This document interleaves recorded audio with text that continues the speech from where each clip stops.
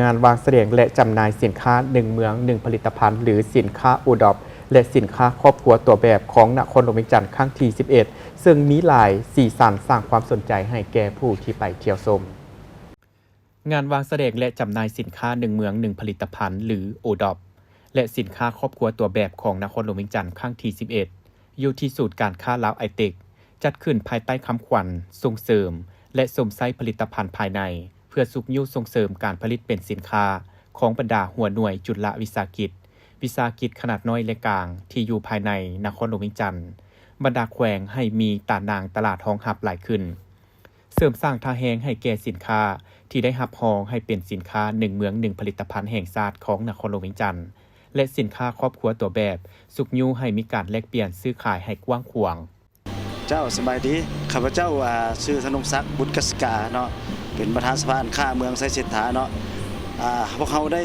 มีการประกอบส่วนในงานบุญวางแสดงสินค้าของแผนกการค้านครหลวงเนาะโดยพวกเขาได้รับมอบหมายให้สร้างตั้งบูธพาวิเลียนซึ่งเป็นบูธที่สร้างขึ้นในนามเมืองไซเศรษฐาและเป็นบูธที่สวยงามแล้วก็มีสินค้ามาจำหน่ายของเมือง9ตัวเมืองพิเศษและเป็นของเมืองไซเศรษฐามี18เนาะสินค้าโอดอปของเมือง18มาวางโซเนาะเพื่อให้งานมาแสดงในครั้งนี้ของแผนกการค้านครหลวงมีความสวยงามขึ้นเติมซึ่งบูธของเขานี่จะเป็นการนำเสนอโดยเอาสัญลักษณ์ของเมือง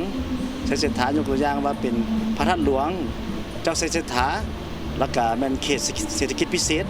ที่พวกเขาเมืองเขาเป็นมีจุดเด่นเนาะดังนั้นว่าในงานของตัวนี้แม่นว่าอยากเชิญชวนแหละเริ่มต้นแต่วันที่1 วันที่11 เดือน 5 2025ก็อยากเชิญชวนพ่อแม่พี่น้องเนาะได้มาเที่ยวชมแล้วก็เลือกสินค้ามีสินค้าขายก็มาหลายจากหลายแข็ง8แข็งเนาะตามข้อมูลที่มันได้มาเนาะแล้วก็สินค้าภายในนครหลวงรวมอยู่160บูธเนาะหวังว่าให้ทุกคนที่ว่าเป็นคนลาวเนาะได้มีโอกาสได้มาซื้ออุดหนุนสินค้าอยู่ภายในงานวางแสดงสินค้าอยู่ไอเทคเนาะตึกเก่าเจ้าสำหรับหัวหน่วยธุรกิจที่เข้าร่วมในครั้งนี้มีทั้งหมด111หัวหน่วยมี165ห้องคือ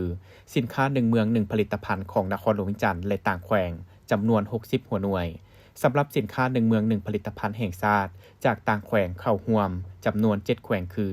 หลวงพระบางหลวงน้ำท้าหัวพันอุดมไซบริคำไซสวรรณเขตและจำปาสักคาดคะเนมูลค่าสินค้ามาวางขายภายในงาน12ตื้อกีบ